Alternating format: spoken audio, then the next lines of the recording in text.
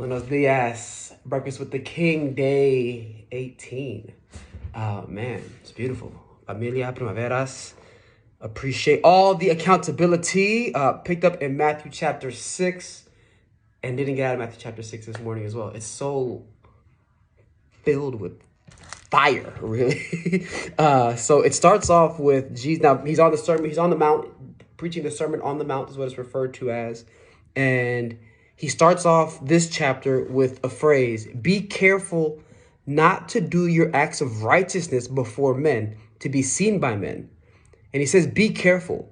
To me, meaning it's easy to fall victim to these things, to be caught up in the hoopla of showing everyone what you're doing. He refers to 3 acts of righteousness: giving to the needy, praying, and fasting. And in every circumstance, there's a but, right?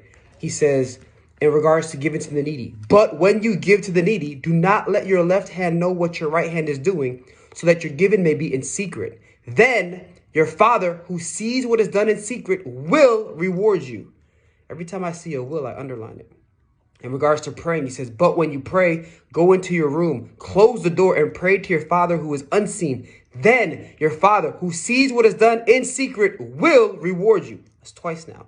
In regards to fasting, "But when you fast, put oil on your head and wash your face, so that it will not be obvious to men that you are fasting, but only to your Father who is unseen. And your Father who sees what is done in secret will reward you."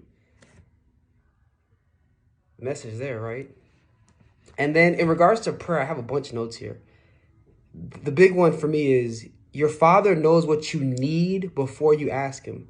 Not what I want, not what I think I want, but what I need. And the note I have here is that the unanswered prayers are the answered prayers.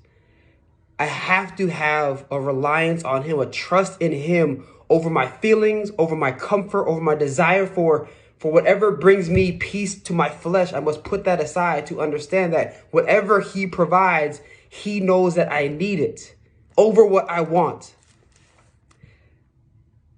And there's a verse in here that actually, it was kind of miraculous for me and my family. It's verse 21, chapter 6. "For where your treasure is, there your heart will be also.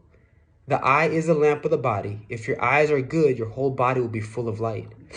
Where your treasures are, your heart will be also. My grandmother passed away, and she was the prayer warrior in our family. And my grandfather was not.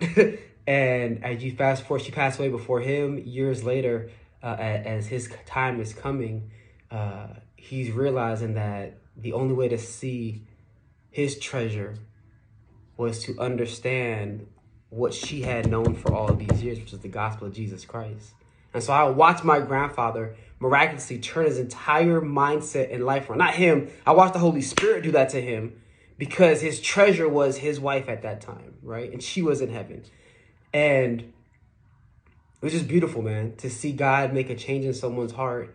And he knew what he needed, right? He knew what we needed. We wanted our grandmother to be there, by all means. We want them to die in bed together, right?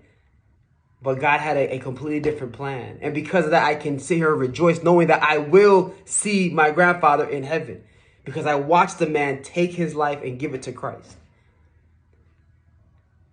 Beautiful, man. And then Jesus ends with this, not ends, but he ends this chapter with this. "Therefore, I tell you," I being Jesus, "do not worry about your life." And in verse 33, it says, "But seek first his kingdom and his righteousness, and all these things will be given to you as well. Therefore, do not worry about tomorrow, for tomorrow will worry about itself. Each day has enough trouble of its own." The prayer he tells us to say in this is all about today. When he tells the disciples how to pray, he says, "Our Father in heaven, hallowed be your name. Your kingdom come, your will be done on earth as it is in heaven. Give us today our daily bread. Forgive us our debts as we forgive those who have debts against us. And lead us not into temptation, but deliver us from evil."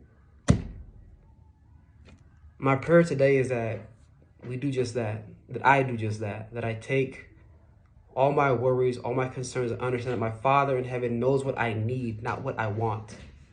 And if I focus on today, tomorrow will take care of itself. If it even comes, if he doesn't come back right now, right?